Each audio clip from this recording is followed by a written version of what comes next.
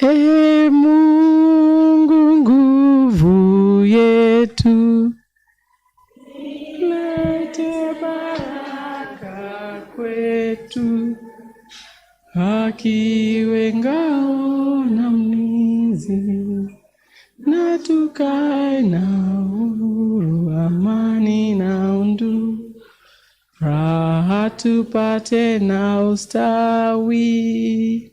Asanteni sana. Yes, kwa majina naitwa Mustafa Mahmud na ningependa kuwakaribisha jioni hii kwa hii launch yetu, na that is where my Kiswahili ends. So ladies and gentlemen, welcome to the launch of this video documentary. It will be lovely if we know each other, so that unfortunately all the light is in my eyes, but ninuia radhi. Do you mind us having a mic going around? At least nijue majina zenu kwa sababu nyote mnapendeza. Nasai kuita mtu mrembo au kitu kama hiyo. So ningependa kujua majina zenu. Hapa ndapata stage fright. Good evening. Good evening. My name is Maka Yusuf. I work with Nubian Rights Forum, partners of Namati. Good evening. My name is Omar. I work with the Nubian Rights Forum. Meshindaje? Kwa majina naitwa Zena. I work with the Nubian Rights Forum. Good evening. Kwa majina ni Hawa Ali. I also work with the Nubian Rights Forum. Oh, Kisi office. Good evening, everyone. My name is Esther Njagi. I work at the Open Institute. Good evening, everyone. My name is Mariam Jamal. I work at Haki na Sheria, an organization based in Garissa. Good evening. My name is Valerie Mumbo. I work with Luminate. Good evening, everyone. My name is Jennifer Soila. I work with Namati, Kenya. Yes, Nairobi office. Good evening. My name is Amunatum Kada from Hack Center. Good evening, everyone. I'm Esther Juma Machache. I am your client. Hi, everyone. My name is Talai Sitoni. I work with the Kenya Human Rights Commission. Good evening, everyone. My name is Anthony Maluki. I work with Kenya Human Rights Commission. Good evening, everyone. My name is Sumaya Moku. I work with Haki na Sheria. Good evening, everyone. My name is Bila Chichimale. I work with Drylands Learning Capacity Building and also PPG. Habari zenu, naitwa Zainab kutoka Kisii, client wa Hawa.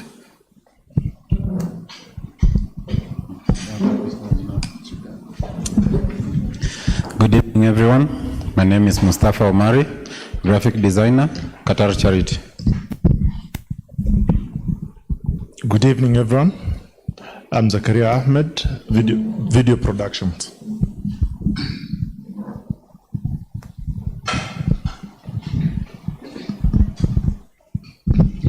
Good evening, everyone. I'm Kevin Monza, Namati. Good evening, everybody. My name is Rowena. I work for Namati. Good evening, everybody. My name is Aisha Kagai. I work with Namati. Okay. I like the way everybody is saying I work with, not I work for. Yes, kwa majina naitwa Mustafa. I work with my Namati colleagues in a program called Citizenship Program. For context, Citizenship Program works on issues of marginalization and discrimination. Kwa issues za kupata uraia au documentation ambayo inakusaidia ku protect your citizenship rights. So today we are just here to launch a video, and if you know very well, the first entry point that guarantees you your right to nationality is a birth certificate. It's a document that recognizes that so and so was born in a certain place na huyo mtu alizaliwa hai, si ndio? So kuna vitu mbili ambao tutazungumzia. Kuna birth registration na kuna birth certification. I hope it will be a very fruitful discussion. And feel free as the conversation continues. These snacks are all yours. So feel free to drop by the bar there. Uchukue kenye unataka. So I'll take it back to Kevo to come and give us more about the objectives of the video and continue the program. Kevo, tafadhali.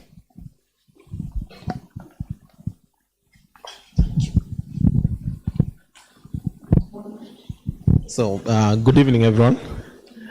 So, basically, this the birth registration video that we did when Zach Ahmed introduced himself behind there, I didn't say that he was the guy who produced this video. So, we went round. We went to Kwale, went to Kisii, went to Garissa, and also in Nairobi to produce this video, because the main thing that took us round to do that was birth registration is the key, the first registration that anyone goes through when he gets into this earth. When you are born, the first thing registration you go through is birth registration. They bring out birth notification, like the women that are here know when you are in the hospital and you give birth, they bring you the birth notification, you fill it, and then you now apply for the birth certificate. But what happens to the people who can't apply for that birth registration? The women who are giving birth to kids in the bulas in Garissa and in Wajir, where there's no doctor, there's nothing, the government system doesn't work there. What happened to the women and the children in communities like the Nubians and the Somalis and the Pembas who are not recognized by government? So the aim of this, it's not working. Okay, is this better? Yes. Oh, okay. The aim of this video was to highlight these obstacles that people go through and to show that there's need for the government to invest more into birth registration, because by investing more in birth registration and getting more people, more children and more people registered for birth notification, you remove the burden of these people not being registered in the future or going through school and they can't do the exams at class 8, like teacher Esther will tell us. So many children are in school, they don't have the birth certificates, so they can't register for the exams. They end up not being part of the system. So they fall through the cracks and they can't they can't develop in society like the rest of the society. The other objective for this video is also to just create a conversation around documentation. Looking at birth certificate, what other documentation and legal documentation do people don't get because they didn't get their birth certificate? What are the challenges? Because the other reason people don't get their birth certificate is because their parents don't have any ID. They don't have any other documentation. They are not recognized by society. So birth certificate is an entry point into people who are being discriminated. There are so many other reasons that made us do this. We also wanted to highlight what our partners are doing: Nubian Rights, Haki na Sheria, Haki Center, Paranet in Wajir, and many other people that are working there. We also wanted to highlight the clients that we work with. What are they going through? How are they working with the paralegals? Maka, we were with her, Omar, and the other paralegals that are here, and they know the journey that we walk together. As Zena will tell you, there's a very meticulous process of working with the clients to make sure that they get the birth certificate. One of the clients that we filmed in this video is here. She got a birth certificate, and we'll be having a small ceremony to celebrate that she got this birth certificate. Thank you so much. I'll give it back to Mustafa to continue.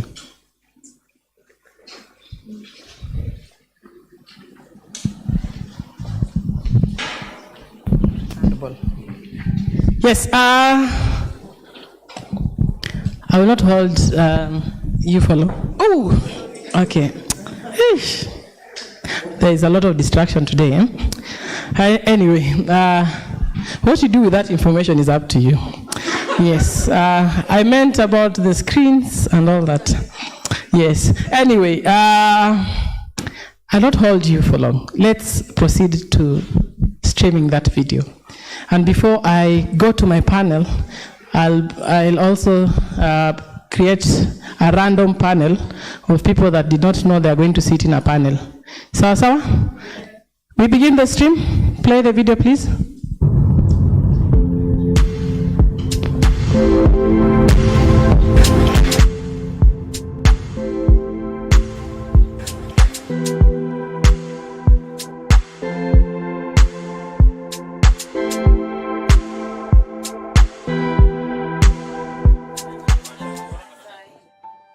Iko na miaka 29.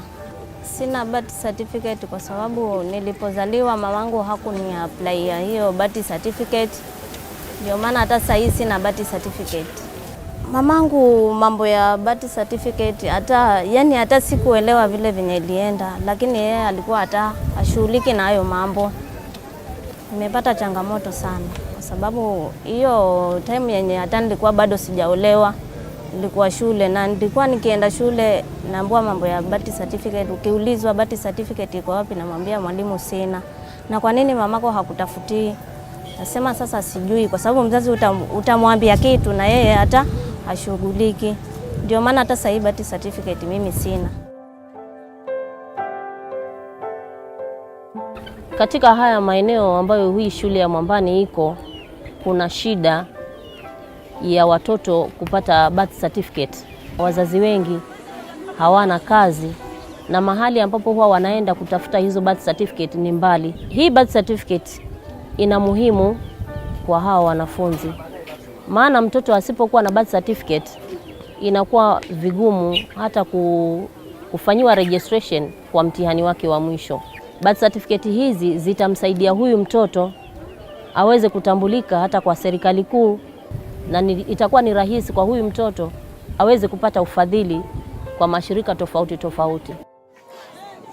Ile ofisi ya birth ya Kinango sub county iko mbali na hakuna transport, hakuna magari. Gari ni bodaboda. Mtu mmoja ni 1,000. Sasa wanachaji to and fro 2,000. Tumejaribu kuorganize na ofisi ya register hapo Kinango kuwatoa kule kuja mashule, lakini sio regularly kwa sababu ku transport hiyo mashini kuja shule moja mpaka nyingine pia ni ngumu, lakini wamejaribu. Basically we work with government, with communities, mostly to sensitize them on their rights, and at the same time we do community forums, we do clients follow-up, we do what we call mobile birth registration, because birth certificate is more important than anything else. And this to make sure we bridge the gap between the registration center and the community so that they can have a sense of registration for their kids to access education, to access better healthcare, and also to access other documentation which follows after the birth certificate. Hata sasa ndio venye sasa niko na watoto watatu, yenye nilisikia kuna birth certificate ndio nikaona afadhali ni mambo ya watoto wangu sasa wapate birth certificate.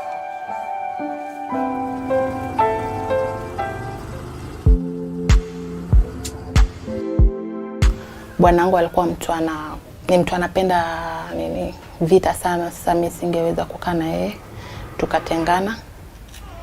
Katika harakati ya kutengana nilipoteza notifications za kuchukua birth. Sasa baada ya hapo kupeleka watoto shule walitaka hizo walitaka birth na sina.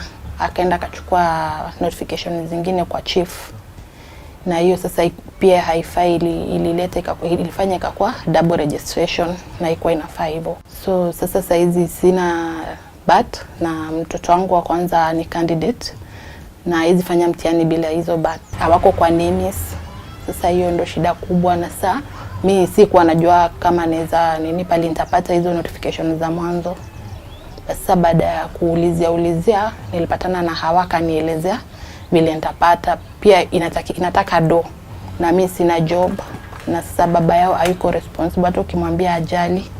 Mimi kwa chief sijasaidika, ni place utaenda waanze kukuzungusha, hata ukiwaelezea watajifanya waelewi. But kupatana na hiyo Nubian Right Forum, wao ndo walinisaidia, wakanipatia idea vile nitapata hiyo birth kwa urahisi, ndio isilete ninio shida ikue double registrations. So wao ndo walinipatia idea ya naweza rudia ile ya kwanza, bado ikue tu ile registration ya kwanza. Sasa ndo nashughulikia kwa sai. We have a very high number of late registration because most of the people are empowered on early birth registration when they give birth at the hospital, not like the old age where people did not get the chance to be registered.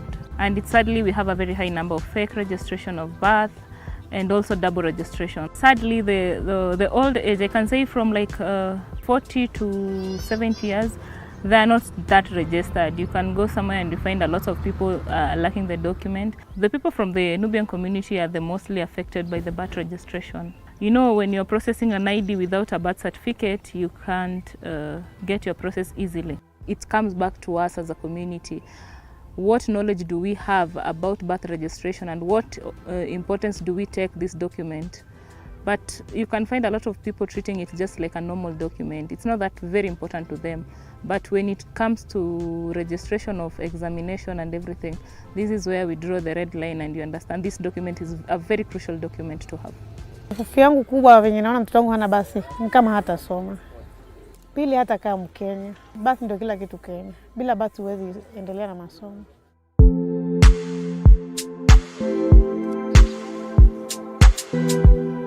Watoto yangu watoto 20 sasa imepata watoto 14 imepata hiyo birth certificate.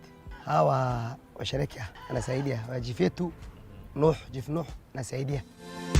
You know, when a woman will give birth at the bula or at the bush, you know, it's different the woman which gave birth in the dispensary. Some of them they get bleeding, some of them they may get a problem. So that's why I told you we normally advise them, most of them, to get birth in the dispensary. And when the child born in the dispensary, the doctors or the nurses who are there normal offer for them the notification.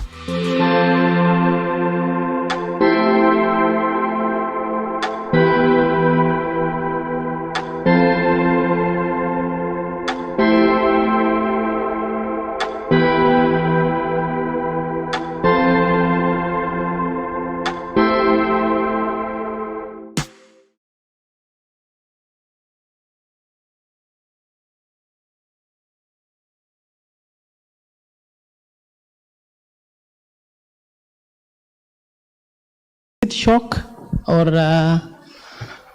yes, as I said, okay. I'm still acclimatizing. Unajua nimetoka kwa giza, nimekuja kwa light.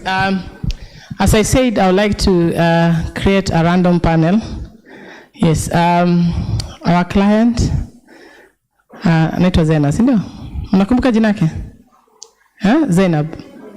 Zainab, karibu hapa kidogo tu. Tupige story dakika 5 tu.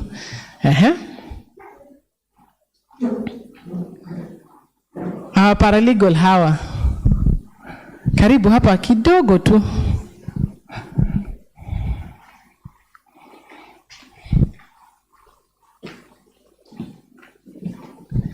Chukua hiyo mic yenye kwa hapo. Hawa kuja huko hapa, at least ni absorb some of the beautiful colors zenye mmevaa. Unajua sisi tumevaa dull colors. Mwasha hiyo mic yenye kwa nayo. Yes. So Zainab, ndio tumeona video yako. Lakini tungependa tu tuambie umetafuta birth certificate kwa muda gani? Nimetafuta kwa muda, mic karibu kidogo na mdomo. Nimetafuta birth certificate kwa muda mrefu sana. Nikipata mtoto wangu wa kwanza sikuiendea haraka. Nikapata wa pili pia sikuiendea, watatu hivyo hivyo. Ikafika mahali hatukuelewana na mzee wangu tukadivorce. Sasa katika ile harakati ya kudivorce zilipotea notifications. Kuwapeleka shule wakataka birth certificate. si rahisi wa kukubali kwa rais bila birth certificate. Wakanikubalia, but kila saa walikuwa wanarudishwa nyumbani. So kufuatilia huko juu ikukuwa pia rahisi. Unaenda huko wanakuambia kaa uongoja the whole day, hakuna mafanikio, until vile nilipatana na hawa watu wa Nubian Forum, ndo wakanisaidia, wakanielekeza, wakanambia vile nitafuatilia mpaka nipate.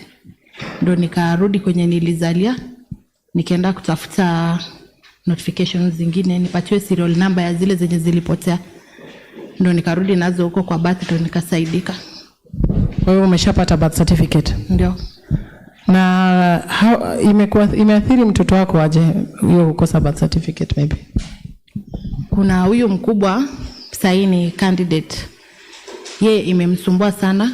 Kuna mtihani ya kufanya kwa sababu hakuwa na birth, na ilipelekea mpaka alikuwa ende arudilie hiyo darasa kwa sababu ya kutokuwa na birth. Sasa ilinisumbua sana. Okay. Hawa birth certificate mlikuja nayo au imekuwa kwa frame mahali imewekwa vizuri? Tulikuja nazo. Unajua leo nilikuwa nazungumza na mtu alafu alikuwa ananiambia how precious the document is. Wewe mwenyewe umemsaidia, how do you feel ukishamaliza kusaidia mtu at that end? It's a great feeling. First of all, these are two people like a husband and wife who are not even looking at each other. But the moment you come in as a paralegal, talk to them, make both of them understand the importance of giving their kids documentation. Actually, it's a feeling that I've achieved so much in the community, and I really want to be doing this over and over again. Zainab case is just one of the many cases that I have, and I hope from her experience, kuna mtu kwa nje atakuwa inspired na ajue getting this document is very possible. Yeah. Kuna wakati ambao nafikaga tu nasema I wish hii kazi, yani una feel are there lows and up moments kwa hii kazi yako yani? Yes, ukienda kwa ofisi ya registrar upate maybe hey, they are not friendly, they are very rough with you. You feel so wasted, like you are like trying to make them understand how your community is going through this, but to them they feel like your community is only faking it so that they can come to the limelight. So iko na low moments, and kama hauongei na mtu, it can put you down as a person, because maybe you have someone, a client who is in class 7 or class 8 supposed to be registered. Like I had a similar case, and this child had to repeat class 7 like 2 times. To me, it's so draining seeing him repeating the same class. Well, there is something that the government can do, just a small thing, and give this person, this client, a document. Yeah. Birth certificate iko happy turudishie mwenyewe. Zainab,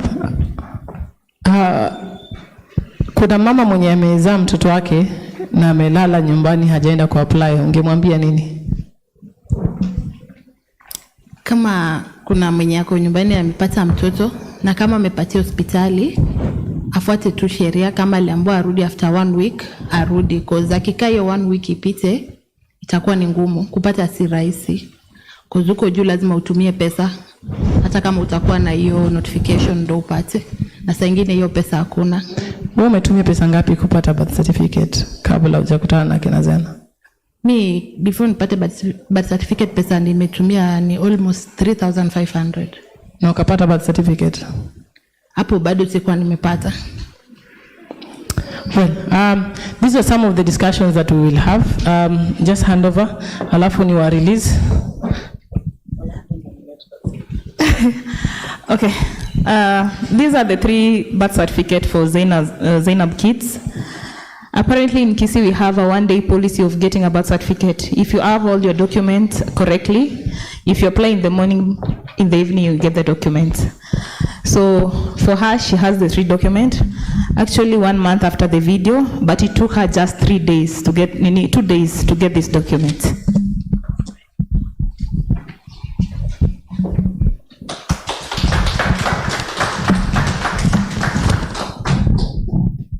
Yes, tumeshukuru sana. Sasa let's go to Nitawa release. Nimeshukuru sana for your time.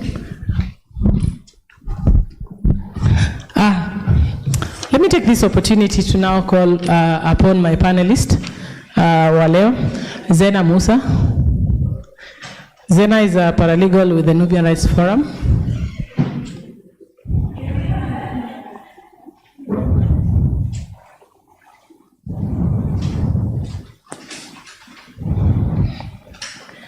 Mwanatumu Kadau. Sawa. Yes, Mwanatumu Kadau is a paralegal with the Haki Center.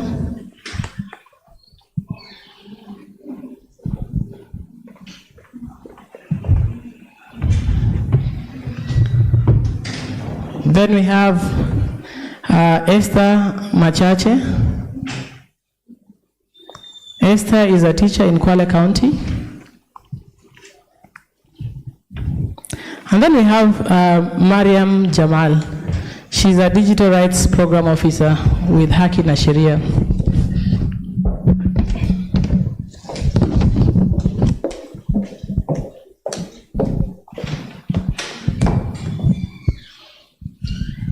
Yes, let's begin with your reflections, Mwalimu Esther.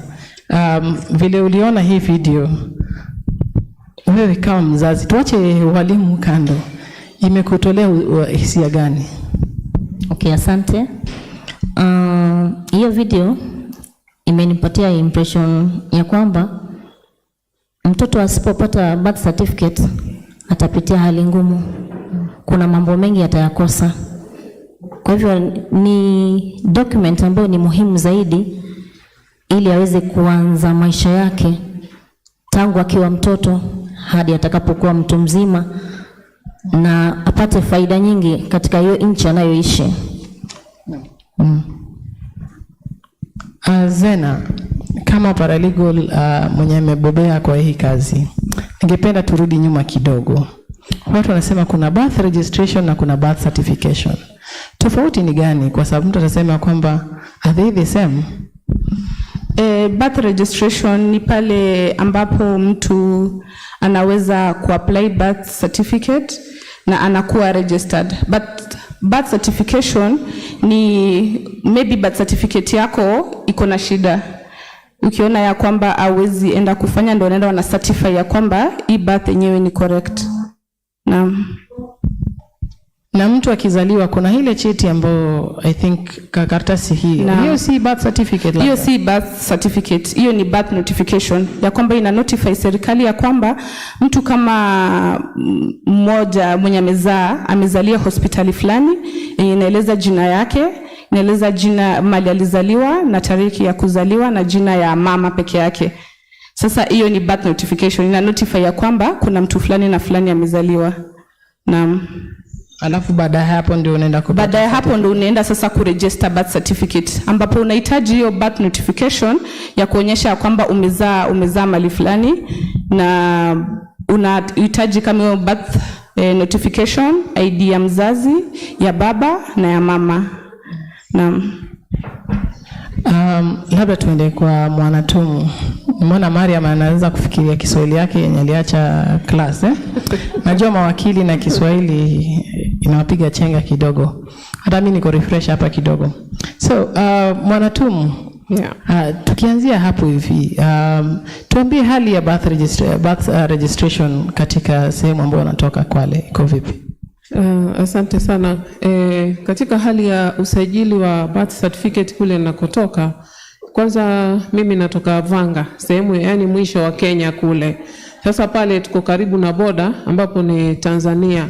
So kwanza hiyo ni shida, kwa sababu kuna wakati mwingine hutokea hata wazazi wa Tanzania wanakuja kuzaa Kenya. Na hutokea kuna wakati pengine mtu wa Vanga ameoa Mtanzania, na sisi wanawake kuna ile tabia mtu akitaka kujifungua anasema naenda kwa mama. So akifika kule anazaa, mtoto anapatiwa ile sindano ya kwanza ya tetanus.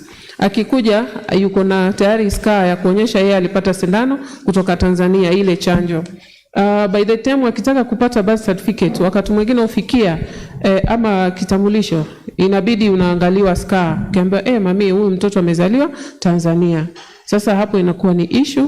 Alafu na hii mambo ya kuoana Tanzania na Mkenya, kwa sababu hakufuatiwi sheria, ni ile watu wameonana tu hivi locally, watu wanaoana, shida zinaanzia hapo. Na pia kuna ile tabia ya kwamba mimi Mwanatumu pengine nimekaa pale Vanga kitambo Nyaurisi kwenye mambo mengi ambayo itasababisha wewe uonekane kama ile bado ni familia yako, kumbe hali ulimsaidia tu kwa mambo ya ambayo tu ni ya kawaida, lakini hutafikiria kwamba sheria inakataa wewe kupeana kitambulisho chako kwa yule mtu kumsaidia, kwa sababu yeye kwanza si Mkenya na pili pia hastahili kulingana na sheria. Mwalimu Esther, kama mwalimu Kwale, ni challenges gani ambayo mnapata especially wale watoto tuko na NEMIS? Hiyo rollout ya NEMIS imekuwa affected kivipi kama mwalimu ambao kwa first hand na maneno ya birth certificate? Asante.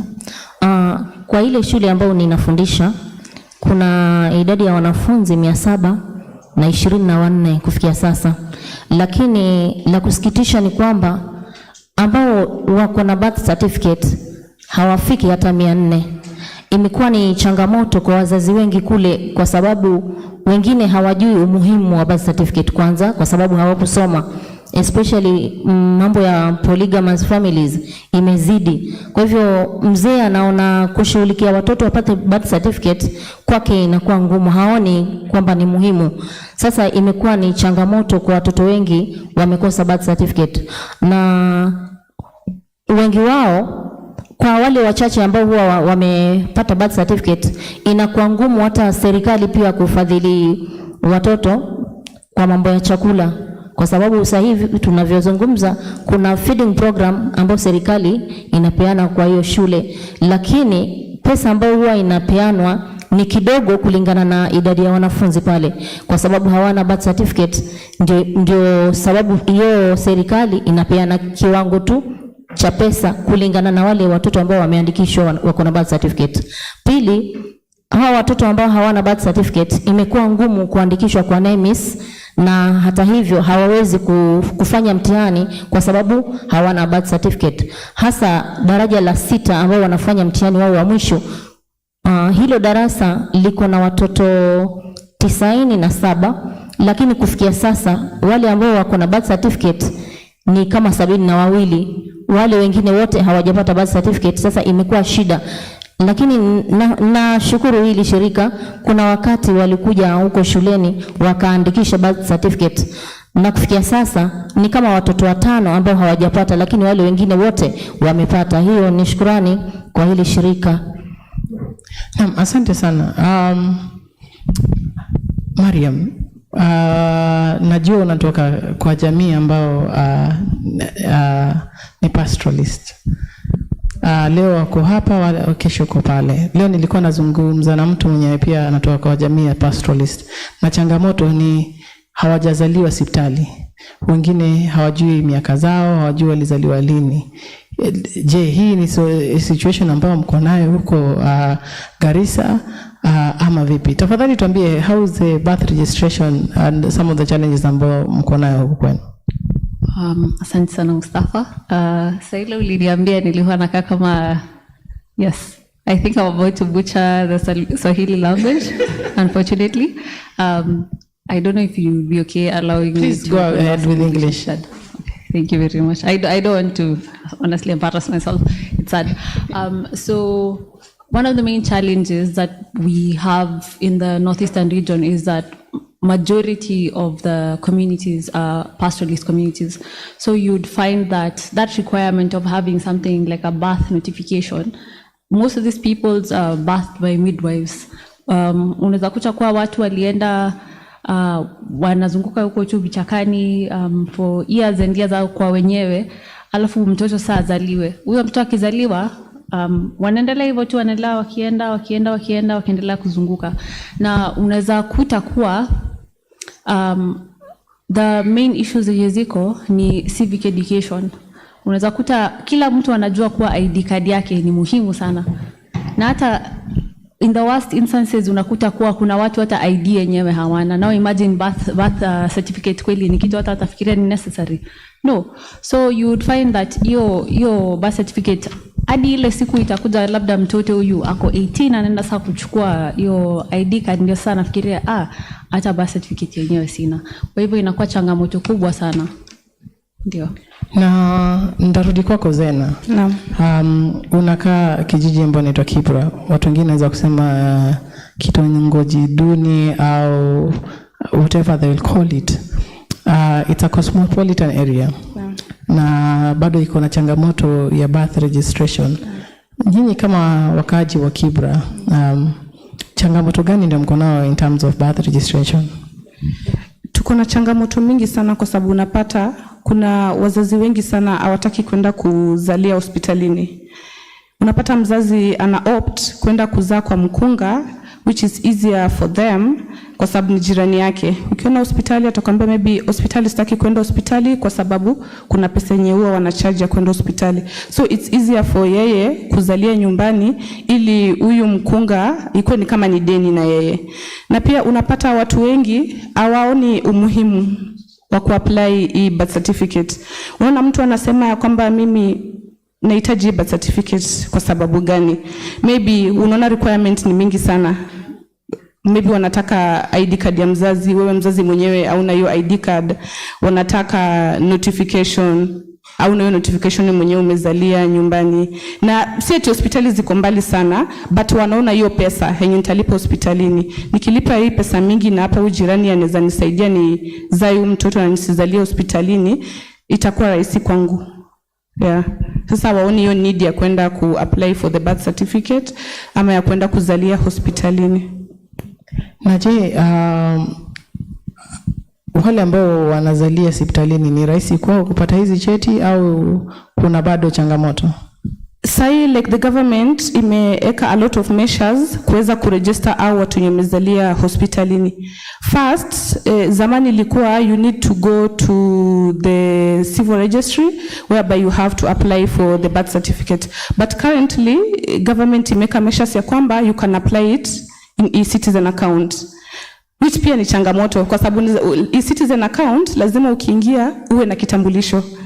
So ukipata either ukiapply kama ni ya mtoto wako lazima both of the parents wakuwe na ID card, na kama hawako wote mmoja lazima awe na e-citizen account. So ukipata hao wazazi wote hawana e-citizen account, it becomes very hard kwa huyu kuapply birth certificate kwa sababu hizi apply kwa sababu ana nini?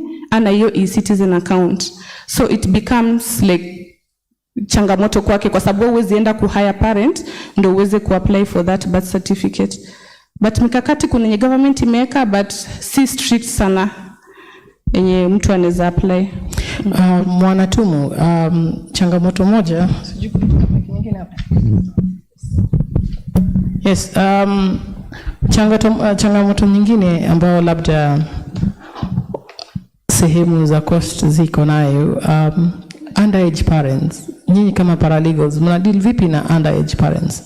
Na labda ukituanzia hapo, underage parents ni wangapi, wagani, na how often is it?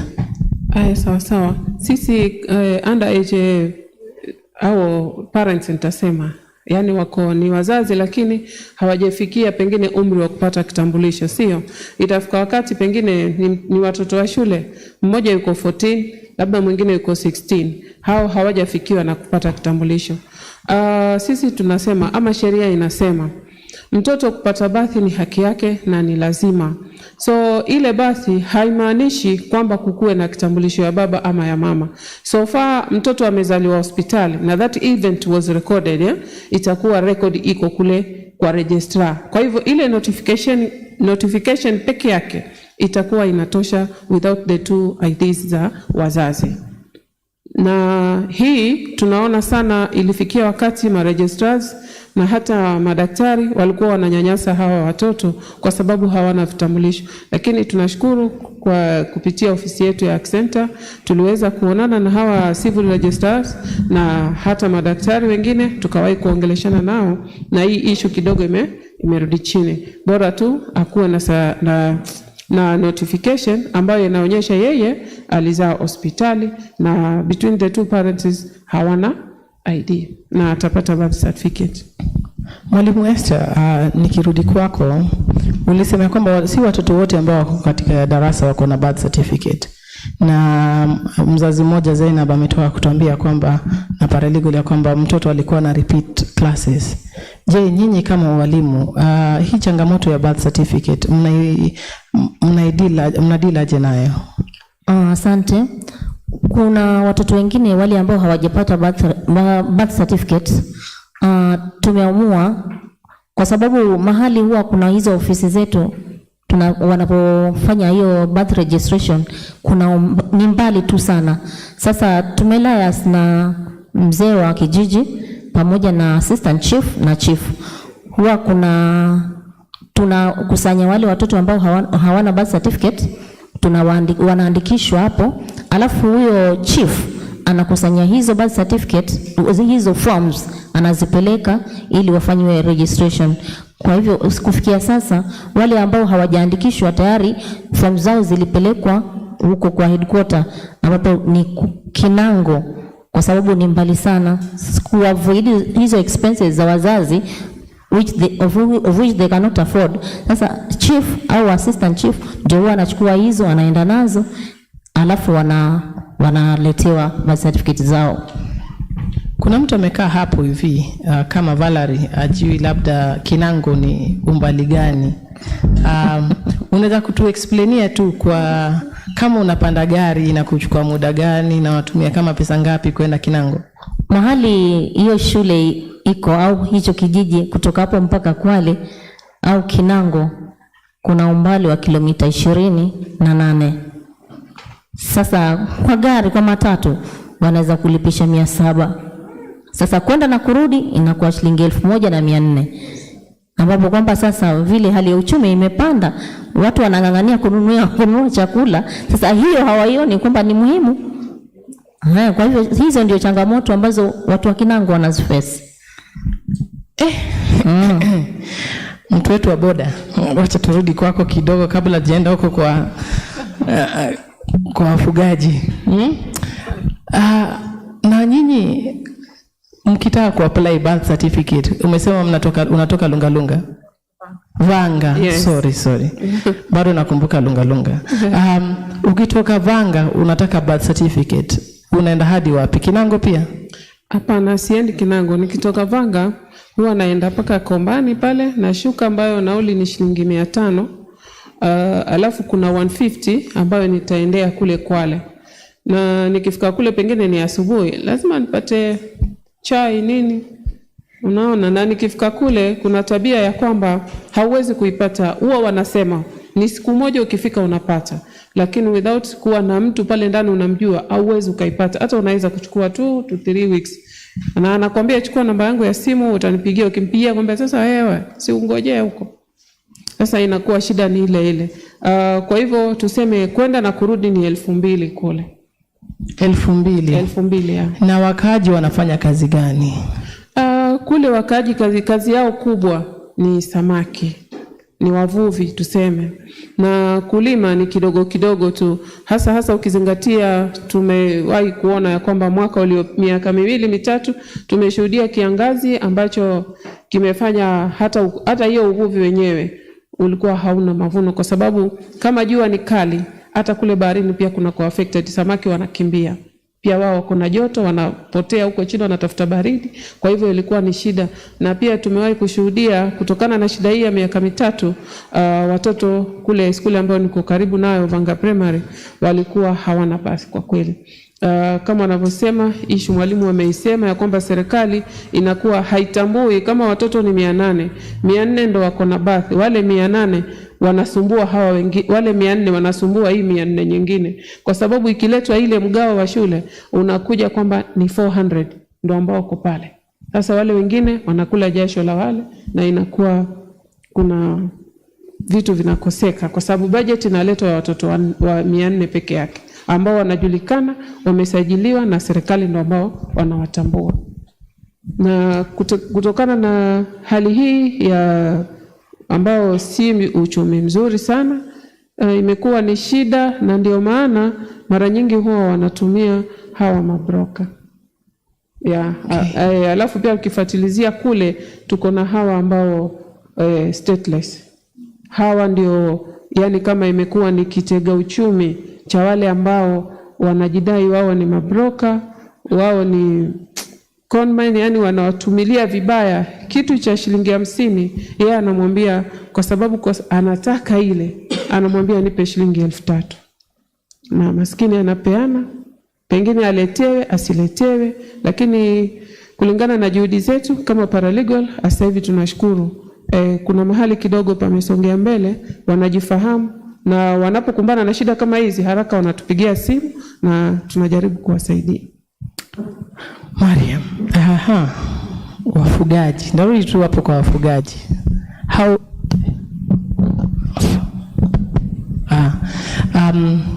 with the pastoralist community, how easy is it, given that you're also at closer to a refugee camp? How has the refugee camp affected birth registration for your community?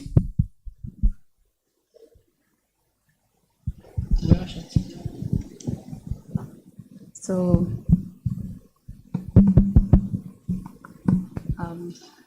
kwa hivyo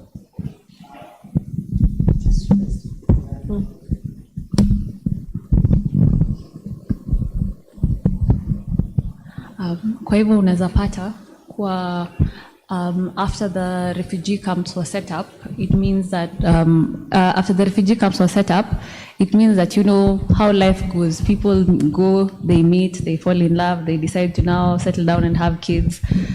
You find that where one parent is a refugee and another parent is a, like by nature, we are pastoralists. You would meet a lot of people moved into the camps and have stayed there generations even. Because now this is one generation out the next. So you would find that in the instance where one parent is a refugee and another parent is a Kenyan citizen, when it comes to now they're getting the birth certificate, there are a lot of instances where kids get the stamp refugee. And the moment they get that, that's it. It means going forward, they're considered a foreign national at the end, after all is said and done. So even getting an ID later for that particular child will become an issue, but before we get there. So one of the challenges you would find is where one parent is a refugee, and leave alone even just in the northeastern region, we have instances even in the coast region where a lot of refugees are based. You find that as much as there's what the law says, there's what we term as administrative hurdles, where when they get to that registrar, they're told, and I'm quoting the words of someone I would talk to just on Friday while I was having that particular discussion around refugees and birth certificates and IDs, is mtu anaambiwa aende arudi na sheria. And honestly, I don't even know what that means. I can't really place exactly what that means, but the interpretation is that the fact that one parent is a refugee and another parent is a Kenyan national, this child is, according to that person at that office, not considered qualified to be given that birth certificate. So administrative hurdles are a major challenge where you find that there's unions between Kenyan nationals and refugees. The other issue that we have is we have the double registered persons, where you would find that you went, let's say there was a time where people went to get rations from the camps and their biometrics were collected by UNHCR and later shared with the Kenyan government. So these people are now considered refugees because they're on the refugee database. So when these people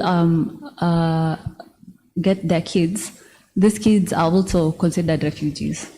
So you would find that this child, they are technically a Kenyan national, and if they're being given a birth certificate, they're supposed to be given the Kenyan birth certificate, but they also end up being given the one with the refugee stamp, further disenfranchising them.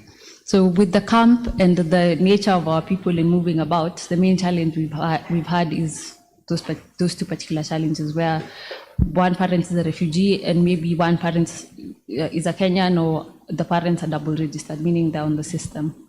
So that's it. Wow. I thought if either of your parent is a Kenyan, you're a Kenyan. Wewe kama mwanasheria, the administrative burden, hurdles, and the law, which one overrides the other, and why? And what are the measures that you guys have taken in your organization? So, yes, you are correct. Under Article 14 of the Constitution of Kenya, the Kenya follows the just and winnings principle, where birth is conferred by virtue of nationality. Nationality is conferred by virtue of birth, and that is in the instance where one of your parents is a Kenyan national. But unfortunately, what the law says and what is applied to marginalized communities, which would be people who are double registered or people who are refugees, is not what it seems. So you would find that, yes, that is what the law says, but unfortunately for that law to be enacted to the fullest capacity, then you would have to fight for those rights, probably even have to move to court to ensure that these kids are now considered as people worthy of being considered Kenya nationals and being given the birth certificate. And at the end of the day, there's that the line at the bottom of the birth certificate that says that this does not confer nationality, or it states, I don't remember the exact word. It's not a proof of nationality. Yeah, it's not proof of nationality. You find that later on, when these people now decide to, these people attain the age of 18 and they're going to get their ID cards, that particular birth certificate is later required. So it becomes quite a challenge for people who already initially had challenges getting their birth certificates later on, accessing these other nationality documents that gives them, in our instance now from the region where we are based, which is Garissa, you would find that the road between Nairobi and Garissa, you're going to find at least 5 different barriers, where at every barrier you have to remove your ID card. And it's a lot more when you're coming back. Meaning if you do not have access to that particular card, pika uko yo Garissa, that's where you stay for the rest of your life. That's it. That is a space that you know that that is the only region you cover. That is the only place you get to live, work, experience. Now imagine that you're literally in a little jail inside a country that is called your own country. So it becomes quite a challenge. Now, there's something else. With the challenges that are faced where there are refugees and there are double registered persons, people have found ways around it. I think somebody had mentioned that mtu anakuja kwako anakuambia, can I use your ID? So in the northeastern region, mostly you would find that people use their relatives' IDs. So you could find like 2 parents are double registered. So because they understand how that has impacted them, and they don't want their child to go through that, they end up having an auntie or become like the mom or something like that.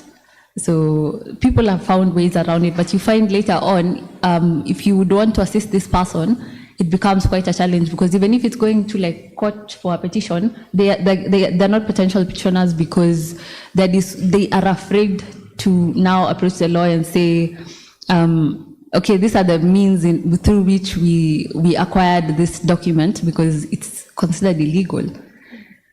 So it means that there's the perpetuity in the injustices that happen over and over through generations. Well, we've spoken about problems. Turudi kwa mwalimu. Je, suluhisho gani ndio ungeweza kusuggest ya kwamba itatusaidia wewe kama mwalimu? Je, kuna suluhisho ambayo serikali ungepatia serikali ili isaidie walimu wote ambao wako na hizi shida?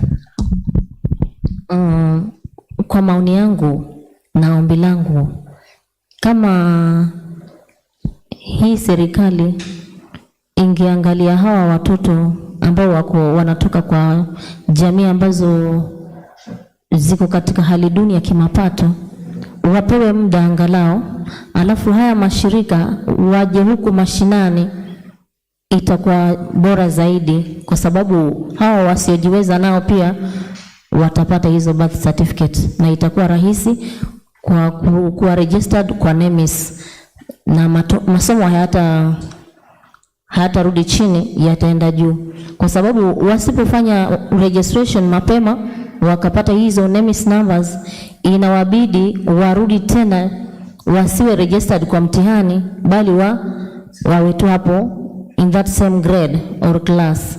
So it becomes a very big challenge. Lakini serikali kama ingetambua na wakaungana vizuri na haya mashirika, wakaja kule mashinani, tungesaidika sisi walimu. Asante sana. Kwa hivyo nasema private public partnerships inaweza kutupatia haya matunda. Yeah. Mwanatumu, nyinyi kama shirika la Haki Center, ni initiatives gani ndio mnafanya kusaidia jamii kupambana na shida kama hizi? Sisi kama Haki Center, zile vitu ambazo tunafanya kulingana na marafiki pia ambao tuko na ama partners ambao pia tunafanya nao kazi. Tuna kitu inaitwa mobile birth registration. Hii tunashuka kule mashinani, tunawashirikisha wale civil registrars wote, tunakaa nao chini, tunazungumza nao, tunapanga, alafu tunatafuta pesa kama ipo, tunatoa ofisi kule iliko, tunaileta mashinani na inasaidia jamii. Na pia wakati mwingine pia tunatumia nyenzo nyingine ambayo jamii yenyewe tunaielimisha, na pia tunaweza kusema kwamba jamii wakati mwingine hata ukiwaelimisha huwa wanakuwa wazito kuelewa, lakini kama paralegal na Haki Center organization tunajitahidi sana kuona hii jamii yetu inasaidia, hasa kule ninakotoka Kwale. Ni jamii ambazo ziko sijui niseme ni maskini, sijui yani ndio hivyo. Haya. Sasa tunajitahidi kuwatoa pale. Utapata saa nyingine inatia uchungu wakati mwingine ukienda kwa activity kama door to door. Unaweza kupata mama yuko na watoto 8 na imagine yuko na notification. Ameziweka vizuri, ukimuuliza hii ndio unaweka ufanya. Kwamba mimi hata sijui niende wapi. Na basi twende utamjazia form, ukimpigia simu anakuambia sina pesa. Sasa tunaomba tu bado wale marafiki ambao tuko nao tuzidi kuwa nao, watuweze kuwasaidia ile jamii kule nyanjani kwa hii mobile birth. Na pia kitu kingine ambacho suluhisho ya pili pia kama Haki Center labda tunaweza kufanya kama kitu advocacy, ama labda pia have stakeholders meeting labda na wale watu ambao tunaweza kukaa nao na wakawajibika, tupate ofisi at least kwa kila sub county ya Lungalunga, at least kama ni Lungalunga, kama ni Msambweni, kama ni Kinango, kama ni Matuga. Unajua hizi sub counties zikiwa na at least itakuwa, hata kama kuna ule umbali, kuna mwenye anatoka Godo bado pia ni mbali, lakini itakuwa nafuu. Kila sub county kukiwa na hii ofisi itakuwa ni vizuri. Kwa hivyo wasema we need more investment in terms of infrastructure birth registration kwa kila sub county. Yeah. Zena, turudi hapa mtaa wa Kibra. Nyinyi kama Nubian Rights Forum mnafanya initiatives gani kusaidia jamii za Kinubi na zile jamii ambazo zinakaa Kibra na hizi issue ya birth registration, au ni shida ya Wanubi peke yake? Hapana, tulianza organization tulikuwa tunaona ya kwamba hii shida ya citizenship documents ni shida ya Wanubi peke yake.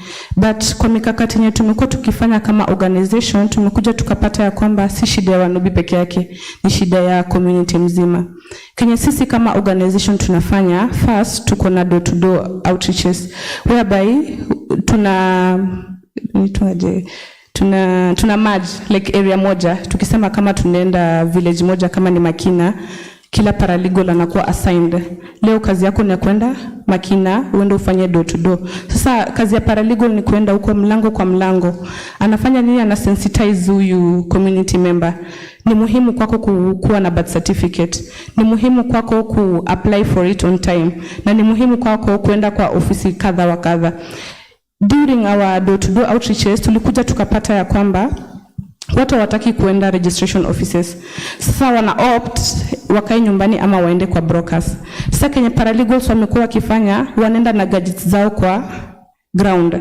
Wakienda huko wanasaidia client ku apply for hizo documents, na ikitoka wanatumia message kama ili waende wa collect Huduma Center.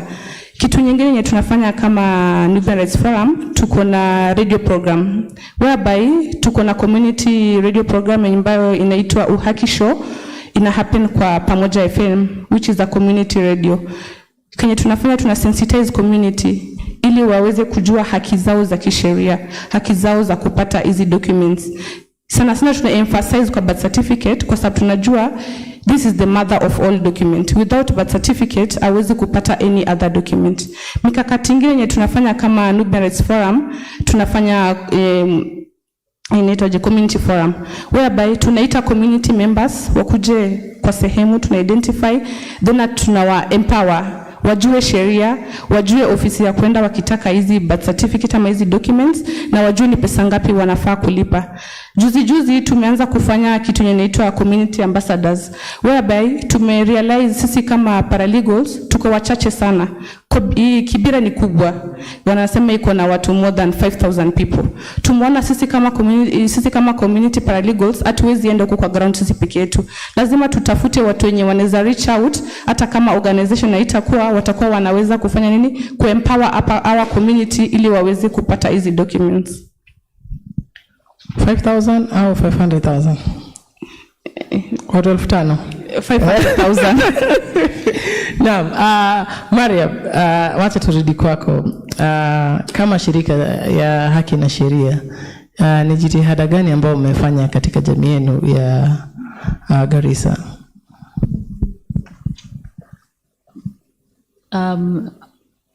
We've noticed that the mobile birth registrations are a hit. Is the best. Let's assume people don't know mobile birth registration. Nimejaribu kwa one, tukielimisha watu the importance, and two, tukiwaambia okay, kujeni sasa tunafanya hii kitu leo. And you find that the beauty of the people in the northeastern region, wakiona watu wamezunguka pale wanataka kusikia hiyo story pia. So they come around and they're like, okay, we want to know what this is. And we found that community elders in particular are a key component in doing any community-based work.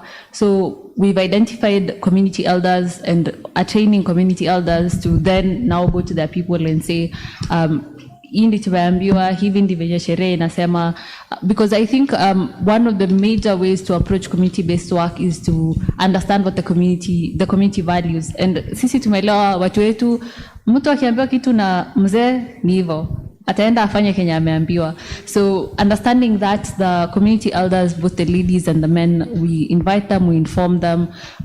We also go to the youth in the community because they are the next generation of parents, and inform them of the steps that they can take in the event that they have a child, and what officers to approach. Yeah, that's one of the three of you, mkiangalia birth registration ambao mmefanya, mnaweza kuangalia how many people do you think you've registered kama kila kituo? Whoever wants to go first. Sisi kama Nubian Rights Forum, venye tulifanya the first mobile registration, target yetu ilikuwa ku register watu 1,500, but tuka register watu almost 2,100 people. Na mmefanya ngapi so far? So far tumefanya mbili ya mobile birth registration na moja ya ID registration. So total ya birth registration yenye mmefanya 2,100 people. Mara tu?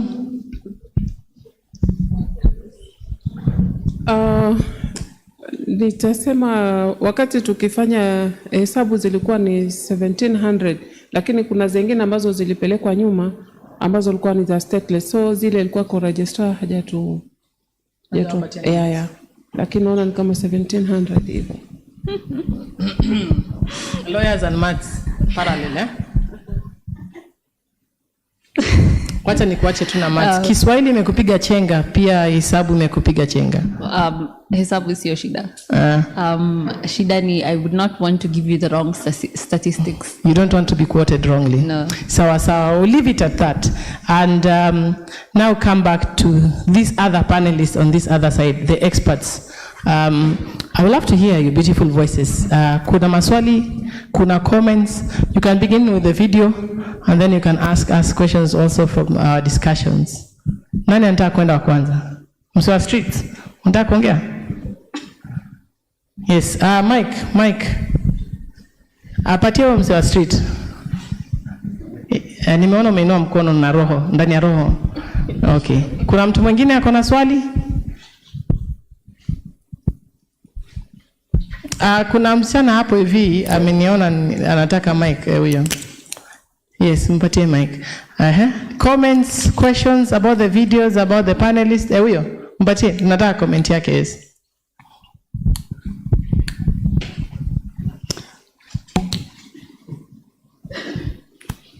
Let me just stand. Hi everyone. My name is Sumaya. I didn't introduce myself earlier, but I'm also a lawyer and a partner at Hussein and Omar Advocates. Yeah, so I practice law, digital rights, etc. So comments. First of all, I love the production, love the background music. The video quality was really good. Yeah. Comments. The first comment, maybe I wanted to add on what Mariam mentioned in terms of our pastoralist community. So I'm also from Wajir, and I understand the plight many pastoralists have in terms of registering themselves. And I recently had a client who had actually registered his ID under his aunt, his maternal aunt, and now he was trying to leave the country and get a passport, and get a visa. Now you can imagine applying for your passport. I don't know if you guys are familiar with the process, but the first thing you have to put in the application is your file reference number, like who your parents are and the previous, yeah, because they have a database of that. So the first issue was his auntie doesn't even have, there's no data. Yani her data is not even there. And the whole issue is, how would he have actually gone through that process? So it was a long, challenging process, and we even had to go to court, find a way of ensuring that he actually gets his passport eventually. So I think I agree with that. There's a lot of ways people also try to maneuver the system in terms of just being registered. And I like the work that Namati is doing, Hakina Sharia. I think you guys are doing an exceptional work. My only issue is I feel like as a minority communities already, that's an extra burden on us. There's no one here from any other community. So that also saddens me a bit, because I feel like for us to get ahead of this, this conversation, we need people from different communities rallying behind us. So it's sad when you see, especially now, you see everyone on the panel is a woman. So nexus, intersectionality of, minorities. It's not only minority communities, but it's women in minority communities, behind this. So yeah, that's all I had to say. Thank you. Wait, was this intentional? I feel special, eh? Yes, to a street, uko ready?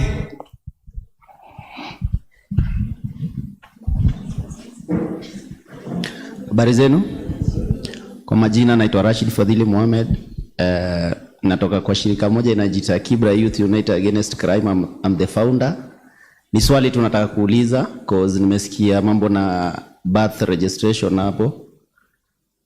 Cause mimi na deal na street boys and girls, wale watoto wenye wako pale kwa street, machokora.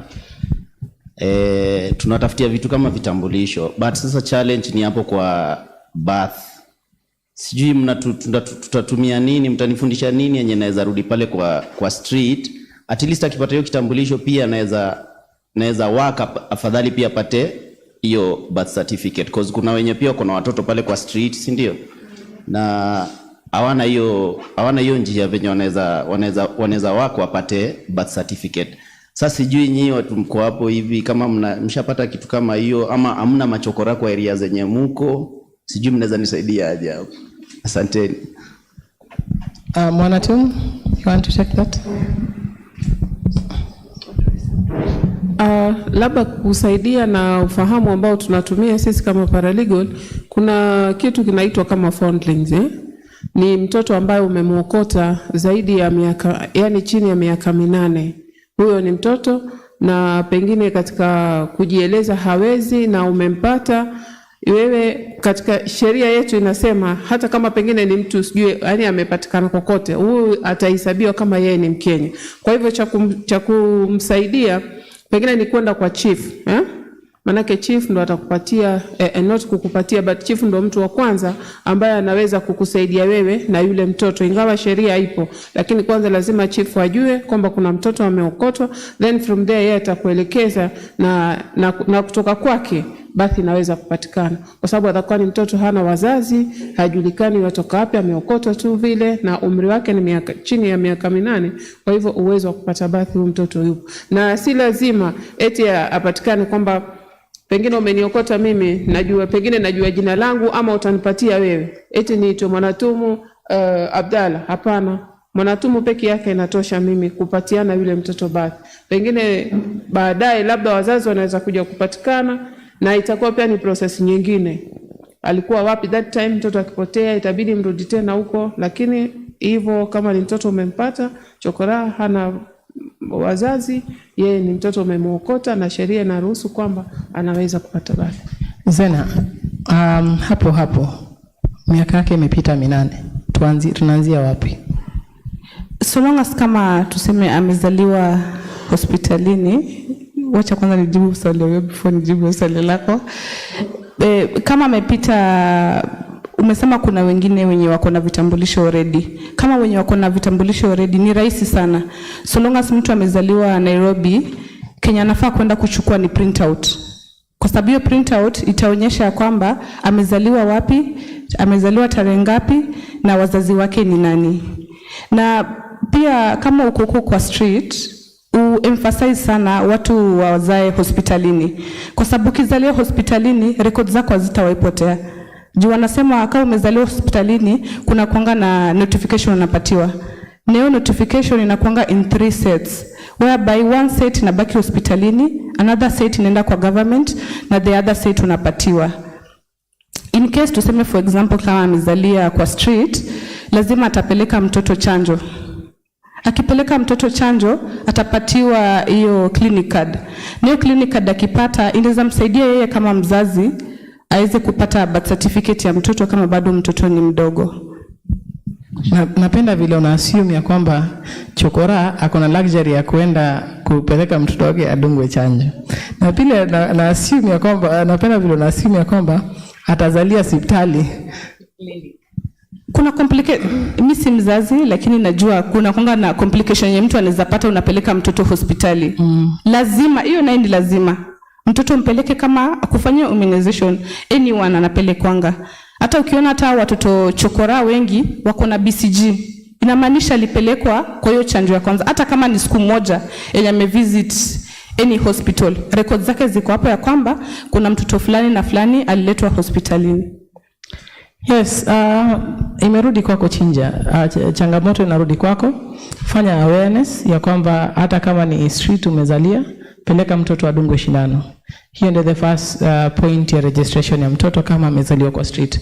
Naelewa saa zingine ile luxury ya kusema naenda kuzaa hospitali haiko, lakini hata kama hutazaa hospitali, mpeleke mtoto adungwe shindano. So ukizunguka kwa street, tafadhali preach that message. Kuna swali nyingine? Kuna mic huko nyuma. Yes. Good evening everyone. Hiyo Kiswahili yao ni ngumu sana hata. Jaribu yangu ni rahisi. I can't follow. So nitaongea nikiwa nimemix. But I'd say thank you. This is a very nice video. But what is sad out of this whole thing is women are the ones who are carrying this burden of ensuring that your child is documented. And she said that they broke up with her husband and she had to go look for ways for her child to be registered ndo afanye mtihani. It's so sad. Na Mustafa ambia wanaume wajikaze. Hiyo ni number 1. Ya pili, I like your project. I like this project of the birth registration and all. I've heard my sister talking about the pastoralist, and I don't feel like we're really represented because we touch the borders. We touch the borders from Mandera, so we touch in Somalia, and on the other side, we touch Wajir on the other side. Mumesahau West Pokot huko na Karamoja, na Waturkana huko na Toposa. Do you guys have projects that you are taking to the pastoralist community? Because ndio tunahama tunaingiaga mpaka huko, lakini watu narudi. Mkienda na hizo mobile simulate tu pia kwetu. Msiache tu kumtaani tu ikizunguka. Do you have projects on our side? I'm sorry, I'm asking this many questions because our organization represents 15 counties za pastoralists. Na nasikia tu Garissa peke yake. Na Roger pia ameongea kidogo, lakini we want to hear about projects in Marsabit, projects in Turkana where you're registering the community. Wachaneni mtaani bwana. Thank you. We actually also operate in Wajir, just to put that out there. Okay. Valerie, where are you? Raise your hand. Hi. Umesikia? Ground imesema. Message imefika. Maka, you had something to say. Well, I heard you asked Mwanatumu about how many people they've registered in their resident mobile ID. So I was present for the 3 days, and I can tell you for sure, the experience, Sukoman, Noma, there's work to do. Tuko na kazi ya kufanya as a civil organization, as a partners, and also as a government. On that day, as hard as it was, they managed to register at least 1,147 people. Kudos to that.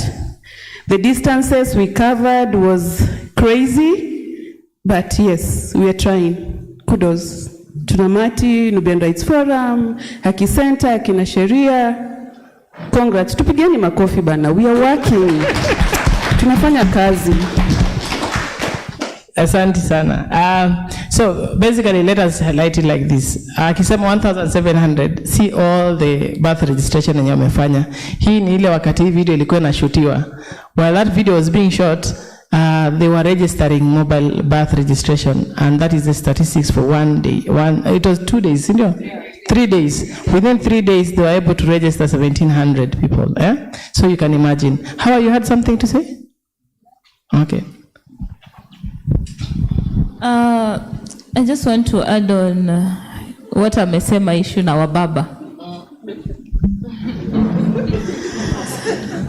Sadly, it's a very big challenge, by the way. Men think like responsibility ya birth inalai kwa mwanamke fully. I once went out na mwanaume akaniuliza, sasa nisipotafuta pesa ya kuregister hiyo birth tutaregister aje? And for us women, akituache kuua wababa wa watoto. No matter the relationship we have with them, weka tu jina ya baba. Kama utaki kuweka, just put the XX. Because we have issues where like you find mama ameweka jina ya baba, then anaenda kwa registrar, anasema anataka hiyo jina itolewe. So it's a challenge. Let's just be honest with ourselves, even if that father is not responsible. You can decide to keep that name there. Haitakusaidia na anything, but just keep it.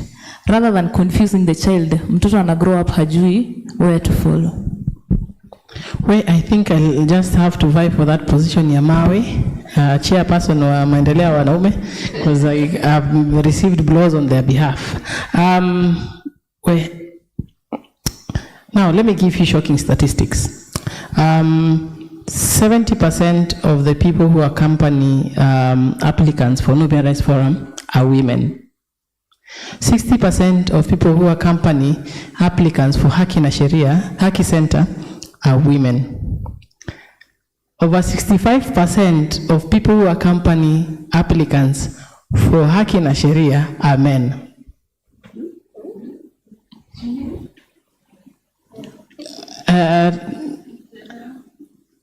Yes, over 65% of people who accompany applicants for Haki na Sheria or Garissa are men.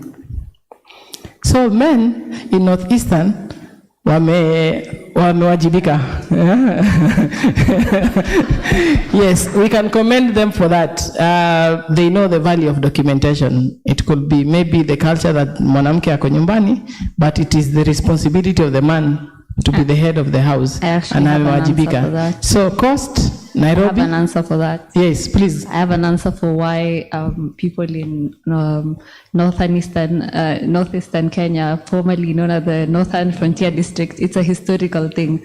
Like it's a historical thing because it's an understanding of the challenges. Like I know like the Nubian community has had challenges as well.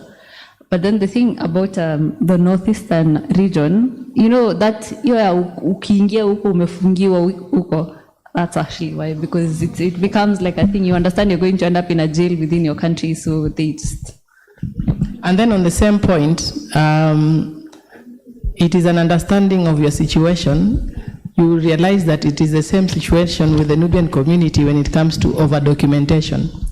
In Kibera, when you do mobile birth registration, over 60% of the applicants are non-Nubians. Why? because Nubians know why it's important to have a birth certificate.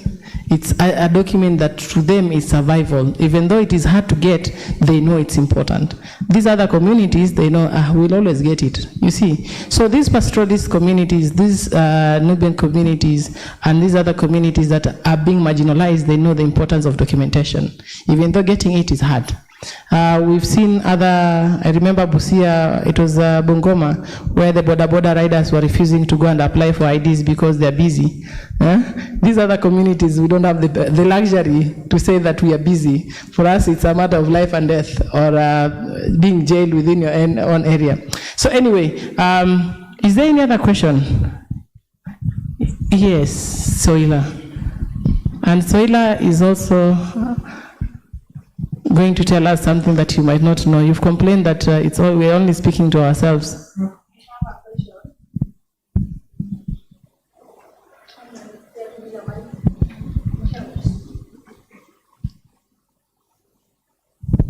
Nilikuwa nauliza, mmesema kuna hii process ya kusaidia watu kupata birth certificate. I hope kuna charges. And I heard it's 2,000 shillings. And kuna families zenye haziwezi afford hiyo 2,000 shillings. How do you do? And then I had another question from my sister. She has said that from the refugees, there is a mark. Watoto wakizaliwa wanaekwa. Or what was this stamp or? I did not understand that. Okay, I'll explain that. I hope you don't mind me taking the question. So, unaona hiyo birth certificate ya kawaida, the difference would be a stamp stating refugee, meaning that this person is considered a refugee. It's a stamp.